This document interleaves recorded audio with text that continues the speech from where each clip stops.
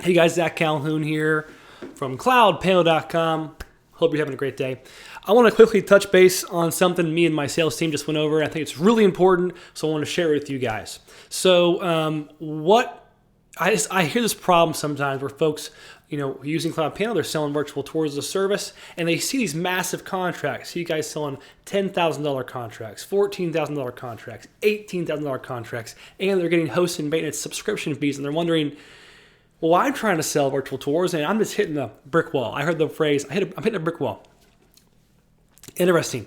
So, you as an entrepreneur, when you're just getting started, what do you need to really get momentum, to really jump to the next level, to really actually have success? I mean, to have success in any endeavor, whether it's photography, digital marketing, services, selling products, what's the sign that you're going the right direction, right?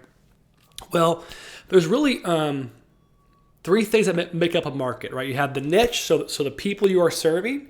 You have the problem, so something that they're either a place they're trying to go, or a place that they are trying to avoid or trying to get away from. So they have a problem and a goal, so they're trying to go somewhere.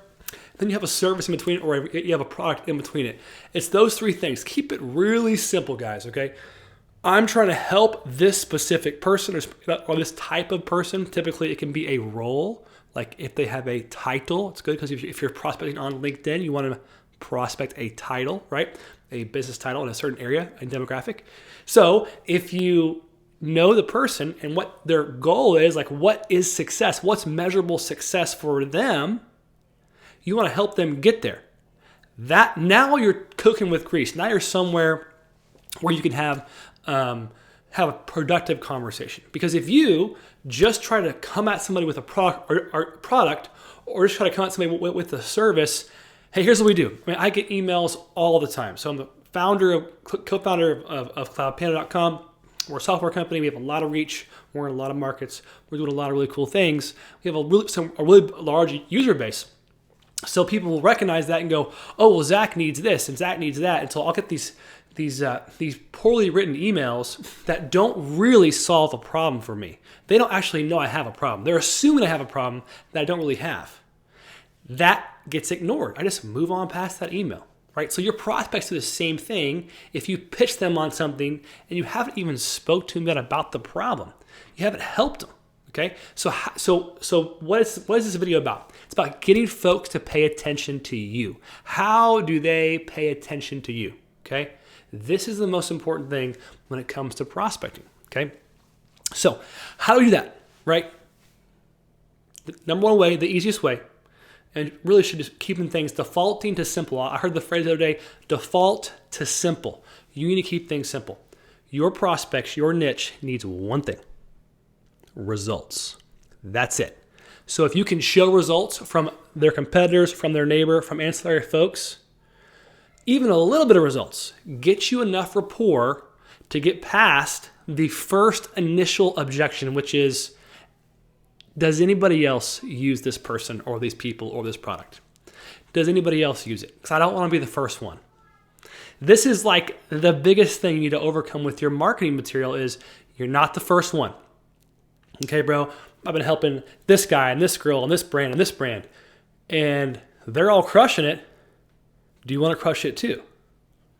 Now, this can work at a very small scale and a very large scale. Let's do a small scale example first. Small scale. I'm in a business, I'm in a, what do they call those things? A town center, okay? Nothing but really cool small businesses, right? I'm knocking on doors, I'm walking in the door ice cold.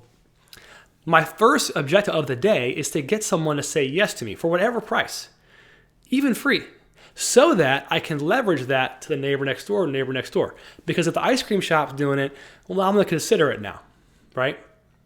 So your rapport, your opportunity to increase your pricing and get more conversions dramatically increases whenever the neighbors are using you too, okay? That's a small scale example. Large scale example. Let's say hypothetically you sell a community college on a virtual tour service, for example. And they're like paying you $5,000 to $10,000 to do a campus tour or even do one business unit. They pay you a good amount, or they pay you maybe a discounted rate because you're the first one to do it in this area. Well, great. Get that done. Go shoot it. Go get paid. Go send that invoice, and immediately tell the neighboring schools and universities and community colleges and technical schools and everyone you can think of, hey, I'm working with these guys. I thought y'all would be a great fit. Here's why they thought it was helpful. What are some ways you guys can assign this? And then, of course, who's responsible for this specific result? 9 out of 10 times, most of the time, I assume a result. So I had this 3-part picture in my mind when I talk to a niche. I assume that they want a certain result, and when I actually speak to that market, I actually didn't know that they show me something I didn't think of. And I'm usually kind of wrong. I could be like halfway right or close to right about certain things. Of course, we can use logic and think about what their goals are. But the reality is this: if I assume too much, I'm setting myself up for a prospecting disaster because I'm going to lead with the wrong hook. And you got to have a good hook to prospect well. So we set up prospecting systems, email systems, whether it's ice cold folks that are the right people as well, phone call follow-ups, LinkedIn prospecting, Facebook retargeting, and then other channels as we test them. We set these things up in our business, and we've laid out that blueprint in a program called BTPS. You should check it out. And actually, there's a free webinar available for you to just get started, get rolling in this space at virtualtourprofit.com. So it's free. Check it out. Book a time. Sit down. Edge out an hour and a half and learn something and go take action. Go get some dang sales, bro. So many folks have had so much success. The only thing really that's stopping you is, at this point, it's you. There's so much resources available for you. CloudPano.com, the Virtual Tour Profit community. We have all you need. You could literally just use your cell phone to get started. So, check out CloudPano.com today. I'm excited to help you. I'm excited to join you in your journey. And this is how you get folks to notice you, bro. Bring them results. There's other stuff you can do. Name brands you work with, etc. Think about leverage the most you possibly can. Go get results. And then present those results. Keep it simple, baby. Keeping it simple. All right? Of course, we can make it more complicated to layer on more cool stuff later on as well, too. All right. Zach Calhoun out. Love you guys. Join CloudPano today. Become a Pro Plus member. We got some really, really, really cool stuff coming. Big stuff coming. Pay attention. Like, subscribe, and you'll see it. Subscribe and like. Talk soon.